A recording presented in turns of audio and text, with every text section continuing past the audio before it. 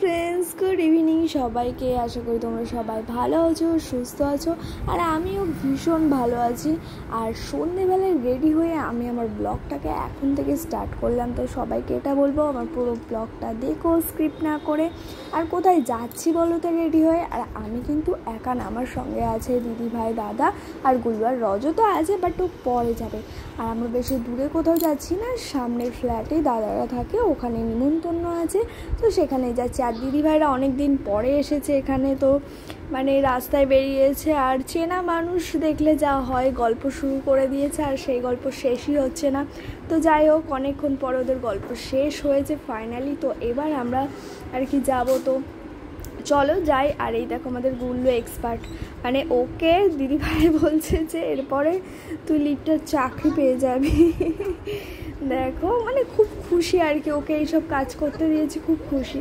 তো যাই হোক, তো চলো। আর দেখো লাস্টের দিকেও কী করেছে, আর বকাও খেয়েছে লাস্টের দিকে, মানে লিফটটা মানে না টানতেই যে ও গেটের দরজাটা খুলে দিয়েছে। তারপর দিদিভাই দিয়েছে বকা যে তুই তো একা একা দেখছিলাম আসছিলি, যেহেতু অঙ্কুশ আছে ওর সমবয়সী, তো ওর সঙ্গে খেলতেও একা একাই চলে আসে লিফটে করে, তাই বলে তোর পাকামো একটু বন্ধ করে।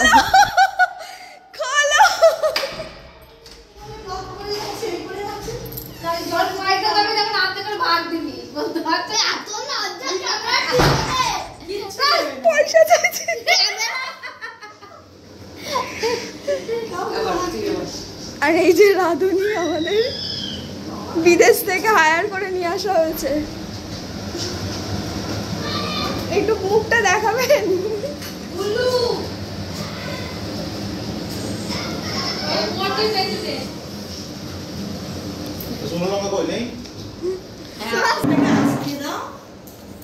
তো তোমরা তো দেখছিলে আমাকে ঘরে ঢুকতে দিচ্ছিল না, কেন ঢুকতে দিচ্ছিল না বলো তো?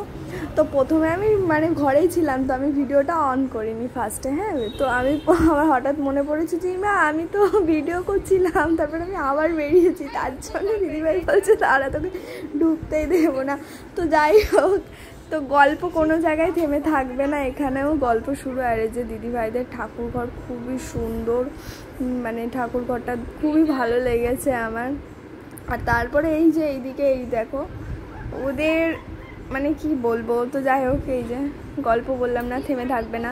তো এই যে এদিকে গল্প করছে, ব্যালকনিতে অনেক গাছ আছে দিদিভাইদের সুন্দর সুন্দর, সেগুলো নিয়েই গল্প হচ্ছে যে এগুলো কীভাবে, যেহেতু এত রোদ্দুরের তাপ। আর এই দেখো স্টেশনটা দেখা যাচ্ছে, আর এই দেখো নিচ দিয়ে আমাদের বাড়িও দেখা যাচ্ছে। আর আমি এখানটা দাঁড়িয়ে থেকে খুব ভালো লাগছিলো, হাওয়া আসছিলো জানো তো।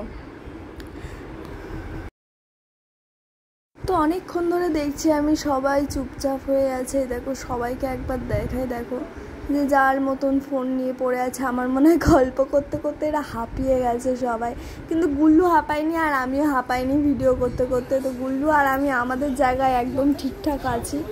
আর মানে অনেকটা রাত হয়ে গেছে, গল্প তো চলছে আর কি, তো খেতেও হবে, খিদে পেয়ে গেছে। সন্ধ্যেবেলাতেও আমি খেয়েছি, বাট সেটা আর ভিডিও করতে ভুলে গেছি। তো যাই হোক, রজতে চলে এসেছে এই দেখো। আর রজত বলছে ও এখন খাবে না, তো এর জন্যে মানে ওর আর কি খুব কষ্ট হচ্ছে, কেমনভাবে তাকিয়ে আছে, আমার খেয়ে নাও আর কি। তো রাত হচ্ছে যেহেতু বাড়ি ফিরবো। আর সন্ধ্যেবেলায় না আমার ছোট্ট একটা অ্যাক্সিডেন্ট হয়ে গেছে। মানে কি হয়েছে বলো তো, আমার হাতটা না জোরে আর কি দরজা না আলমারিটা খুলে আমি কি একটা মানে কি একটা কাজ করতে গেলাম জানি না, ঠাস করে এত জোরে লেগেছে যে হাতে পুরো কেটে গেছে, আর হাতটা নাড়াতেই পারছিলাম না। তো সেই কারণে আমাকে রজত খাইয়ে দিয়েছে। আর এইটা জীবনদা বলছে কি যে এইসব কিচ্ছু না, হাতে ব্যথা টাথা, আসলে ও ভিডিও করবে সেই কারণে ও নিজে হাতে খাচ্ছে না, তাহলে ফোনটা ধরতে পারবে না। আসলে সত্যি এরকম কোনো কারণ নয়, আমার হাতে প্রচণ্ড লেগেছিলো, যে কারণে আমি ভলিনি স্প্রে দিয়েছিলাম। তো আমি ভাবলাম কি যে আবার ভাতটা মাখবো, কেমন লাগবে না একটা। তো যাই হোক, খুব মজা করলাম, সন্ধ্যে থেকে খুব দারুণ কাটালাম, ভীষণ ভালো লাগলো। আর আমি মাঝে মাঝেই আসি, তো আজকে আমার কি মনে হলো তাই ভিডিও করলাম। তো আজকের ব্লগটা আমি এখানে এন্ড করতে চাই। তো তোমাদের কেমন লাগলো কমেন্ট করে জানিও। আর যারা আমার চ্যানেলটাকে এখনও সাবস্ক্রাইব করোনি তারা প্লিজ আমার চ্যানেলটাকে সাবস্ক্রাইব করে দিও। তো টাটা সবাইকে, আর গুড নাইট।